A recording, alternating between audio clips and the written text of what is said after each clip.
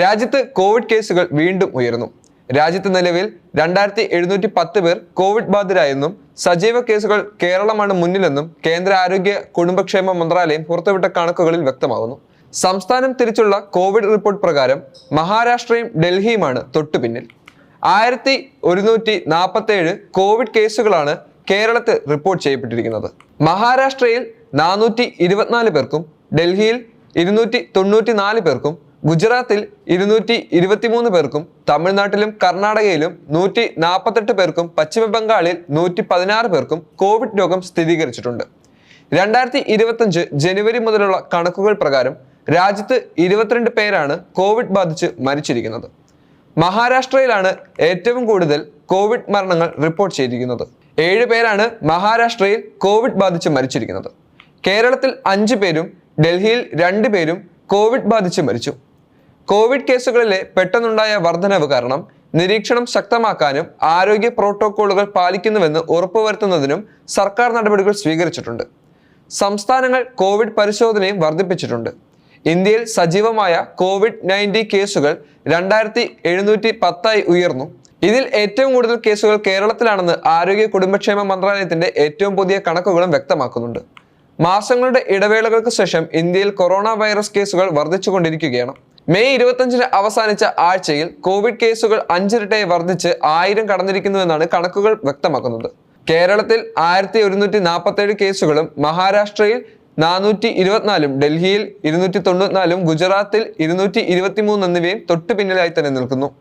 കർണാടകയിലും തമിഴ്നാട്ടിലും 148 കേസുകൾ വീതവും പശ്ചിമ ബംഗാളിൽ 116 കേസുകളും റിപ്പോർട്ട് ചെയ്തിട്ടുണ്ട്.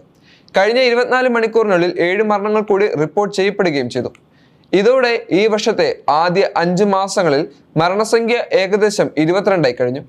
കഴിഞ്ഞ 24 മണിക്കൂറിനുള്ളിൽ മഹാരാഷ്ട്രയിൽ 2 മരണങ്ങൾ കൂടി റിപ്പോർട്ട് ചെയ്തു.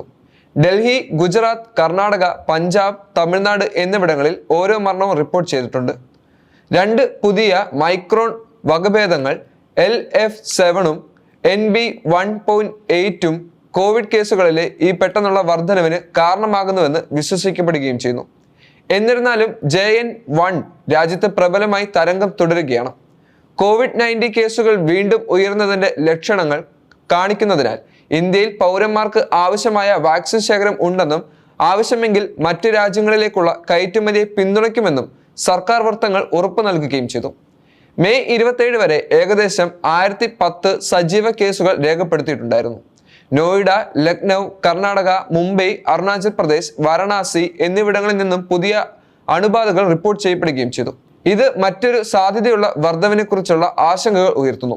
COVID-19 വാക്സിനുകളുടെ സമൃദ്ധമായ ശേഖരം വിന്യസിക്കാൻ സർക്കാർ തയ്യാറാണെന്നും മാധ്യമങ്ങളോട് സർക്കാർ പൂർണ്ണമായും അറിയിച്ചു. ഞങ്ങളുടെ പൗരന്മാരുടെ ആവശ്യങ്ങൾ നിറവേറ്റാൻ ആവശ്യമായ ശേഖരം ഞങ്ങളുടെ പക്കലുണ്ട്. മാത്രമല്ല ആവശ്യമെങ്കിൽ മറ്റു രാജ്യങ്ങളിലേക്ക് പോലും വാക്സിനുകൾ വിതരണം ചെയ്യാൻ ഞങ്ങൾക്ക് കഴിയും. ഇന്ത്യയിലെ ഭൂരിഭാഗം ആളുകളും ഏകദേശം 1 ബില്യൺ ആളുകൾ കുറഞ്ഞത് 1 ഡോസെങ്കിലും കോവിഷീൽഡിന്റെയോ കോവാക്സിന്റെയോ വാക്സിൻ സ്വീകരിച്ചിട്ടുണ്ട്.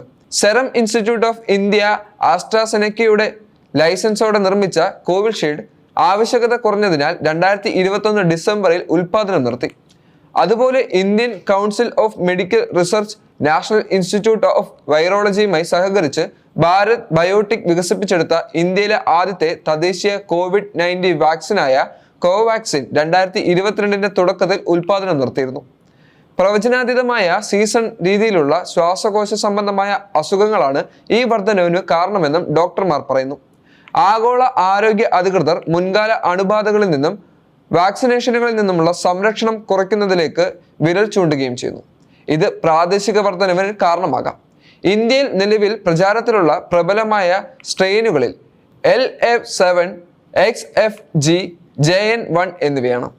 കൂടാതെ പുതിയ ഒമൈക്രോൺ ഉപവംശമായ NB1.8.1 ഇതിൽ ഉൾപ്പെടുകയും ചെയ്യുന്നു. ഇത് വകഭേദങ്ങൾക്ക് സാധാരണ പനിയുടെ ലക്ഷണങ്ങളോട് സാമ്യമുള്ള ഓവർലാപ്പിംഗ് ലക്ഷണങ്ങളുമുണ്ട്. ചുമ, മൂക്കൊലിപ്പ്, തൊണ്ടവേദന, നേരിയ പനി, തലവേദന, ശരീരവേദന, ചില സന്ദർഭങ്ങളിൽ ദഹനനാളത്തിന്റെ അസ്വസ്ഥത, SARS-CoV-2ന്റെ സീസൺ സ്വഭാവമാണ്. ഇപ്പോൾ മറ്റ് ശ്വസന വൈറസുകളുടെ പ്രതിഫലിക്കുന്നുണ്ടെങ്കിലും അനുകൂലമായ മ്യൂട്ടേഷനുകൾ മൂലമാണ് ഇത് സംഭവിക്കുന്നത്. ഒരു പ്രധാന വ്യത്യാസവും ഇതിൽ നിലനിൽക്കുന്നുണ്ട്. ഇന്ത്യയുടെ നിലവിലുള്ള വാക്സിനുകൾ ഈ പുതിയ ഉപവകഭേദങ്ങളുടെ ലക്ഷ്യം വെച്ചുള്ളതല്ല. എന്നിരുന്നാലും മുമ്പ് രോഗബാധിതരായവരോ വാക്സിനേഷൻ എടുത്തവരോ പ്രത്യേകിച്ച് കഴിഞ്ഞ ഒരു വർഷത്തിനുള്ളിൽ വൈറസിന്റെ ഒരു മ്യൂട്ടഡ് പതിപ്പ് ബാധിച്ചാലും ഗുരുതരമായ ആരോഗ്യങ്ങളിൽ നിന്നും ഒരു പരിധിവരെ സംരക്ഷണം നിലനിർത്തുമെന്നും ആരോഗ്യ വിദഗ്ധർ അഭിപ്രായപ്പെടുന്നുണ്ട്. ഇന്ത്യക്ക് പുതുക്കിയ COVID-19 വാക്സിനുകൾ ആവശ്യമുണ്ടോ എന്നത് ഇപ്പോഴും വിലയിരുത്തലിലാണ്. എന്നിരുന്നാലും ഉയർന്നു വരുന്ന ഗവേഷണങ്ങൾ ഉറപ്പു നൽകുകയാണ്.